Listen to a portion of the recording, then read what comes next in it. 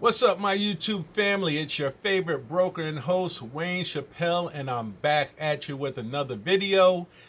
This video, I'm going to title this one. I think I'm going to title this one, What Keeps You Up at Night? Right? And for me, it just happens to be these YouTube videos because it's literally in the wee hours of the morning, and I'm up making a video for you guys so you guys can see some content that I'm putting out. So my question for you guys is what keeps you up at night? And like I said, all jokes aside, even though I'm sitting here getting this video done, the premise of my video is to kind of spark some thought, get your guys, feedback, down below in regards to what keeps you at night, in regards to your business, whether you're an entrepreneur, whether you're, like myself, in real estate or what have you. I'm looking to get some feedback from you guys in regards to this. But as I mentioned, I speak to and mentor and coach, individuals, in my coaching and mentoring business. And this comes across a lot, right? There's a lot of concern in regards to, competition and things that come into the realm of what you're doing in your business. And I went over this several videos ago in regards to, SWOT, right?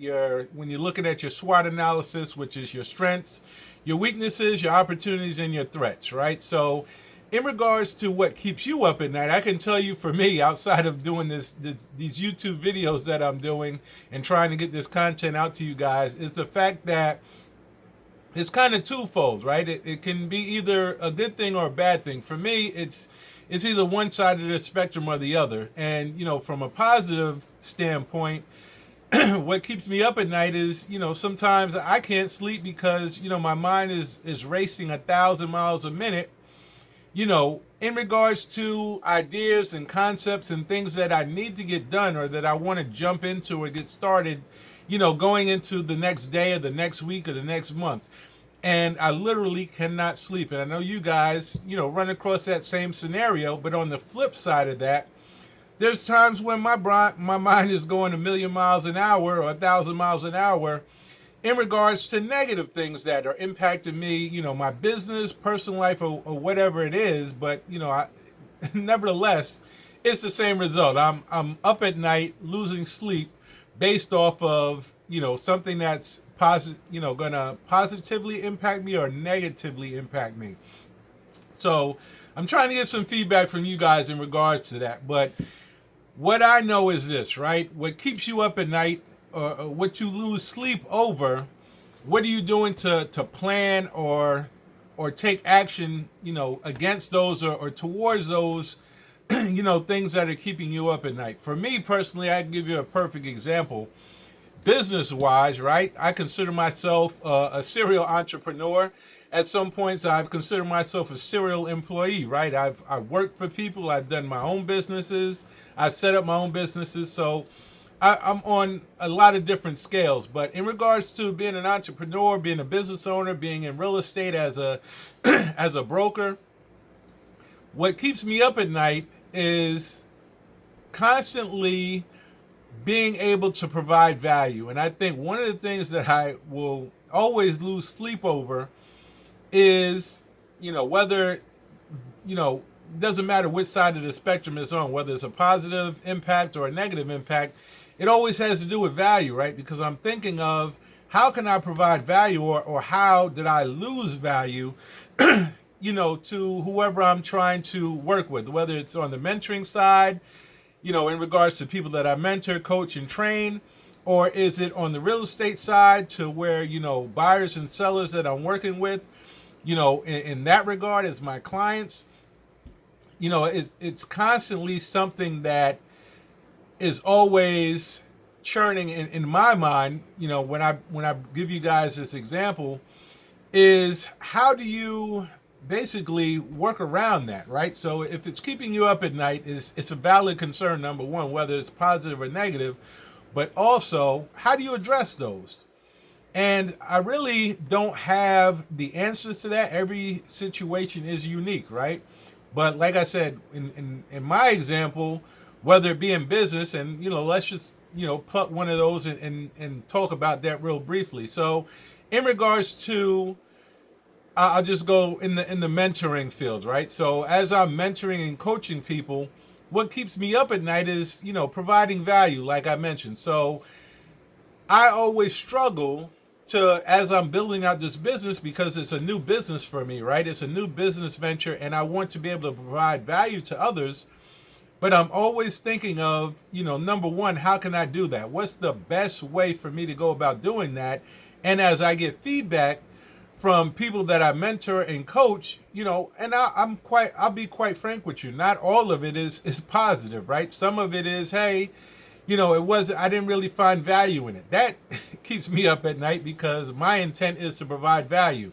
If I'm coaching you or training you, and, at the end of it, or you decide, halfway through it, or you just get started and then you say, you know what, Wayne, this is not working out. I'm not finding the value that I was looking for, in this coaching program.